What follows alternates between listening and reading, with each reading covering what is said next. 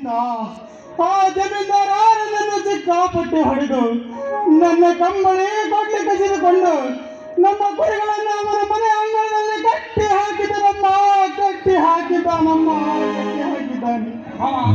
ಆ ಜಮೀನ್ದಾರ ನಮ್ಮ ಕುರಿಗಳಿಗೆ ಏಕೆ ಕಟ್ಟಿ ಹಾಕಿದನಮ್ಮ?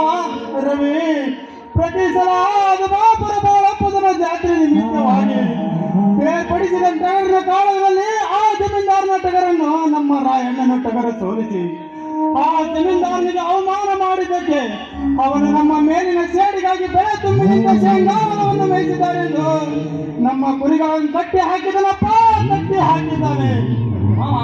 ಈಗ ನಾ ಜಮೀನ್ದಾರ ಮನೆಗೆ ಹೋಗಿ ಅವರ ಏತತ್ತಿ ಕೇಳಿ ಬರ್ತೇನೆ, ನಮ್ಮ ಕುರಿಗಳನ್ನು ಬಿಟ್ಟು ಬಿಡಿ ಎಂದು. ಬೇಡ ರವಿ, ಬೇಡಪ್ಪ, ಬೇಡ. ನಾಳೆ ನಾನೇ ಊರಿನ 4 ಜನ ಕರೆದುಕೊಂಡು ಹೋಗಿ ಬಿಡಿಸಿಕೊಂಡು ಬರ್ತೇನಪ್ಪ. ಹಾ ಸೀತಾ, ರವಿ, ರಾಯಣ್ಣ ಬಂದಂತೆ ಕಾಣುತ್ತದೆ. ಈ ವಿಷಯವನ್ನು ಅವನ ಮುಂದೆ ತಿಳಿಸಬೇಡಿ. ತಿಳಿಸಿದರೆ ದೊಡ್ಡ ಕಾಳಗವೇ ನಡೆದು ರಕ್ತದ ಹೊಳೆ ಹರಿಯುವುದರಲ್ಲಿ ಸಂದೇಹವಿಲ್ಲಪ್ಪ, ಸಂದೇಹವಿಲ್ಲ.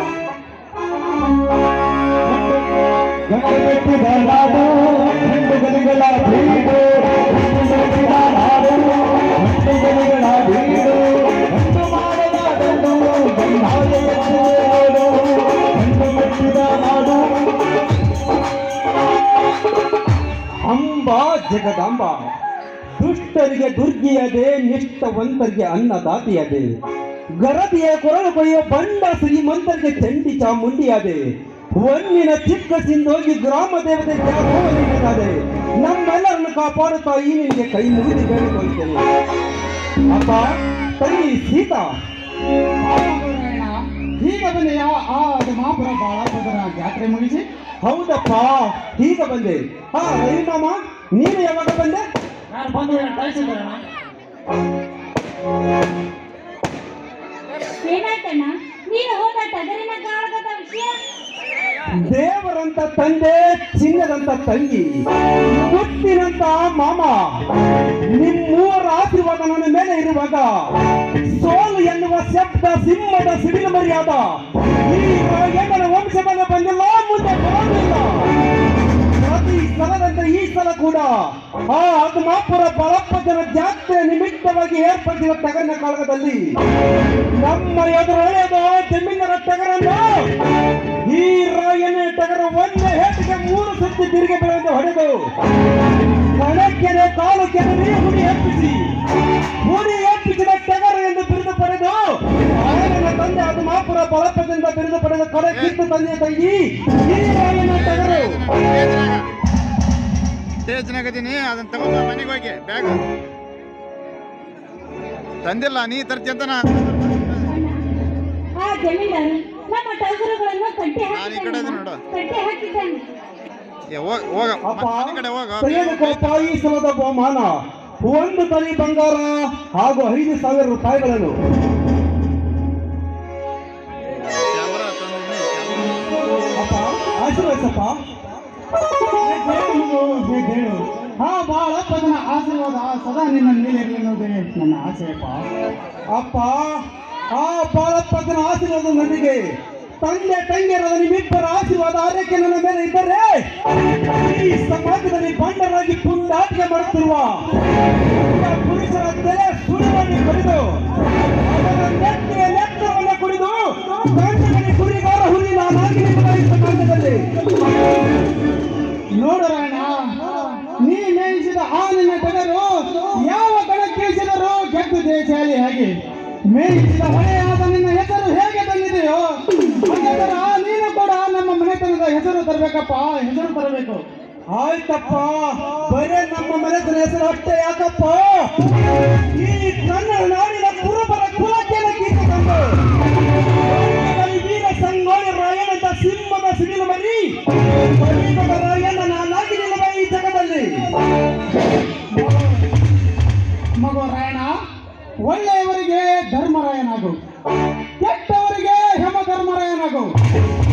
ಈ ಕನ್ನಡ ತಾಯಿ ನಾಡಿಗೆ ಬೇರೆ ಬಗೆಯುವ ಬಂಡ ಪುಂಡರಿಗೆ ಕಣ್ಣದಲ್ಲಿ ಆಳುಮತದ ಹುಲಿ ಆಗಬೇಕಪ್ಪ, ಆಳುಮತದ ಹುಲಿ ಆಗಬೇಕು.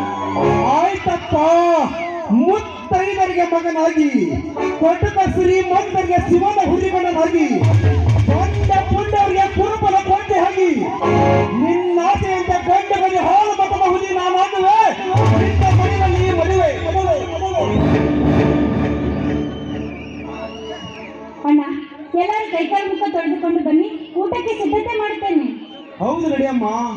ನಾನು ಕುರಿಗಳಿಗೆ ಹೋಗಬೇಕು.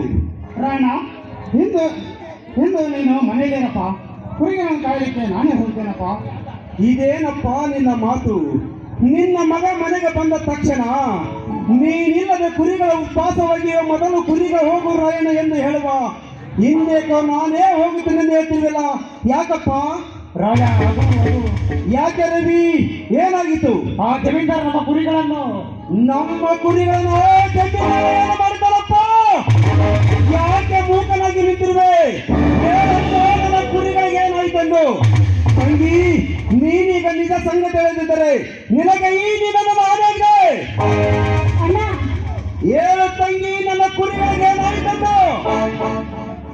ಆ ಜಮೀನ್ದಾರ್ ಕುರಿಗಳನ್ನು ಕಟ್ಟಿ ಹಾಕಿದ್ದಾನಂತ ಅಣ್ಣ, ಕಟ್ಟಿ ಹಾಕಿದ್ದಾನೆ. ಲೇ ಮಗನ ಜಮೀನ್ದಾರ!